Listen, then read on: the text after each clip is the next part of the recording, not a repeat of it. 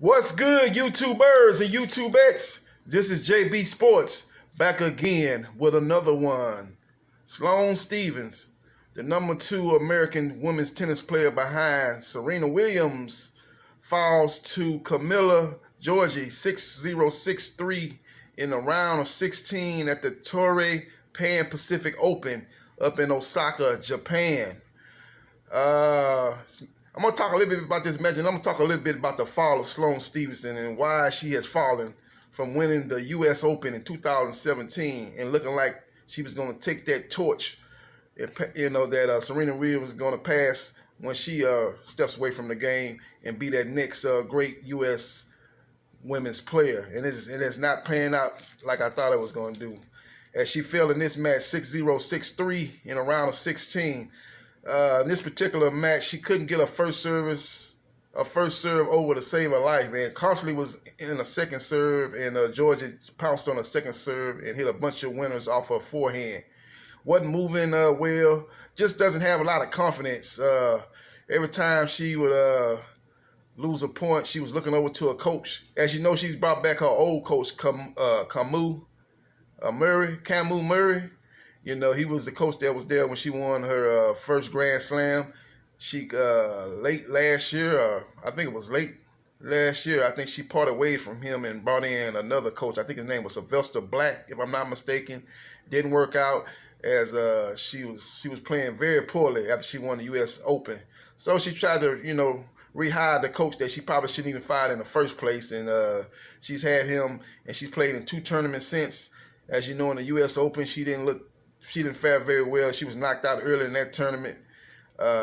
She was knocked out in the first round of that U.S. Open tournament, and she got beaten in the opening round of this tournament. It was a second round matchup. I believe she had a bye in the round of 32. This tournament here starts out with 32 women players. I think she was the one that had a bye. I know Naomi Osaka is playing there. I think this is her home town, at least her home country of Japan. She was the #1 seed. She had a bye. And I think, if I'm not mistaken, either Sloane Stephens had a bye or her first round opponent wasn't able to play. But but whatever the case may be, she made it to the round of 16 and lost it. Like I said, didn't play well at all. She doesn't have a lot of confidence at all.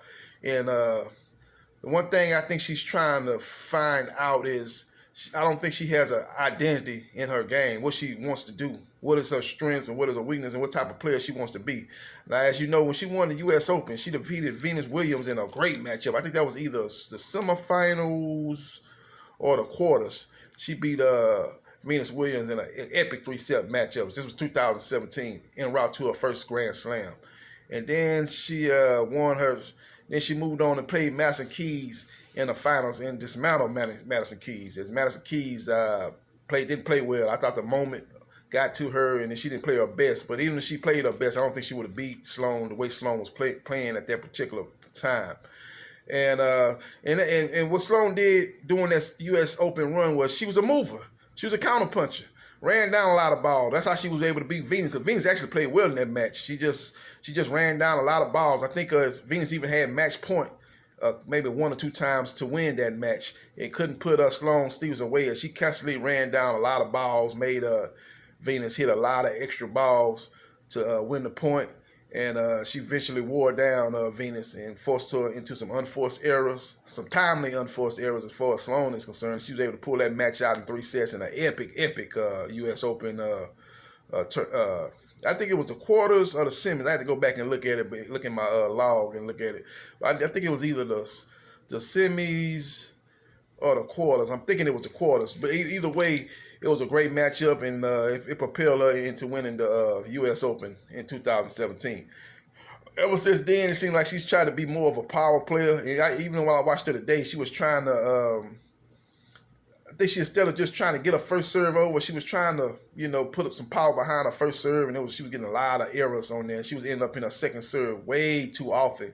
And then she would have to take something off her second serve, which you have to do, but you don't want to just You don't want to lose that. You don't want to lose a point on that. So you got to try to take off on your second serve. And Giorgi was just pouncing on that. And I give credit to Giorgi. She played well. She played very well.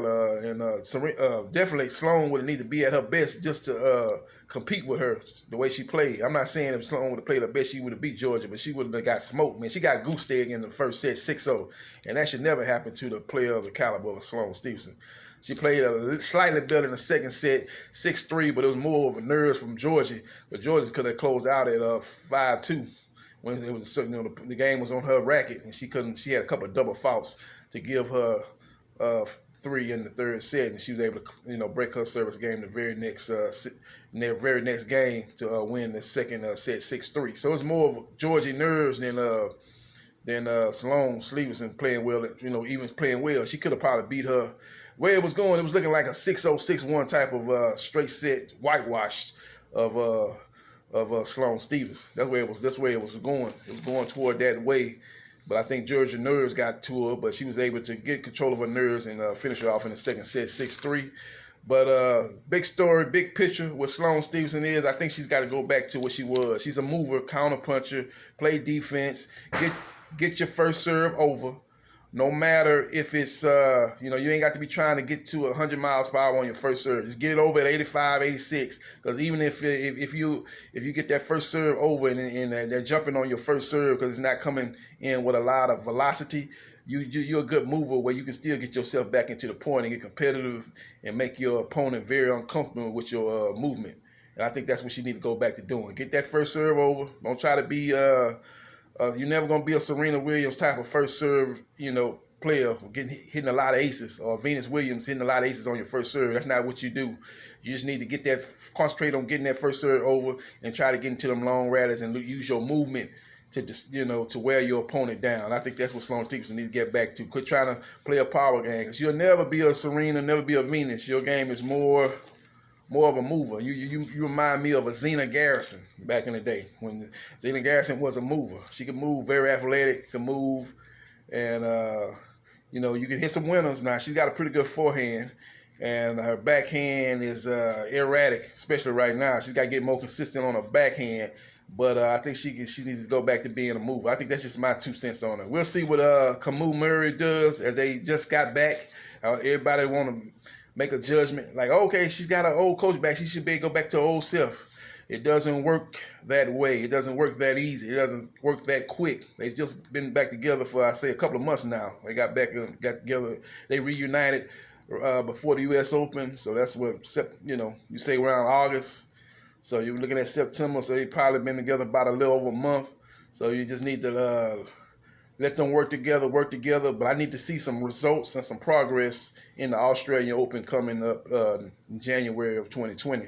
I need to see some results. She can't be getting beaten the first round like the U.S. Open. She needs to try to advance and show signs of improvement, because right now she's in a bad downfall of a game. So we'll see what happens with Sloane Stephens, because right now it's going to be if she's not careful, she's going to have some women passing her up. You got a lot of young up-and-coming women on the scene. You got Coco Gauff, you got Katie McNally, you got Bianca Andreescu, you got Naomi Osaka. You got a lot of young women. Madison Keys is still playing well. Hopefully Madison Keys can get that killer instinct, because she's definitely got the game to win a major. And you got to come on with it. You're going to fall by the wayside. You don't want to be a one-hit wonder. One of the person that won one major. You don't want to be a Andy Roddick of the women's tour, where Andy won at the U.S. Open, and then he never won another one after that. So you don't want to be known. You don't want to be another. Andy had a good career. Don't get me wrong. Andy lost to. If it weren't for Federer, I think he probably won 3 or 4 majors. But he ran into Roger Federer in a couple of finals of Wimbledon that he actually played well, but just Roger was in his prime at that point, where nobody gonna beat him, and he lost to him in a couple of U.S. Open finals and a couple of Wimbledon finals. But so he actually got caught up in the error. But I'm just using that as a point as he only won one major, and that was it. 2003. He had a good career afterwards, but he could never break through again. You don't want Sloane Stephens to go through that, and she actually needs to start playing better, because Andy Roddick, I don't think he ever played as bad. Fell into a spiral like Sloane has, where he was getting beaten in the first round, and not competitive in a lot of matches like Sloane Stephens is at this present time. So we'll see what happens, though. Just giving my 2 cents on it. Hope Sloane Stephens will get it together. Like I said, in my opinion is she need to be more of a counter puncher, more of a mover. Get her first serve over. Quit trying to get, just trying to get your aces up and trying to play for aces. That's not your game. Just concentrating on getting that first serve over at a decent velocity and try to get your opponent in long rallies and play defense. And then when the points present themselves, you go on the offense because she does have a good forehand. So we'll see how it plays out and how games progress as she gets ready for the first Grand Slam of 2020 Australian Open. This is JB Sports, the man, the myth, the legend. I'll holla.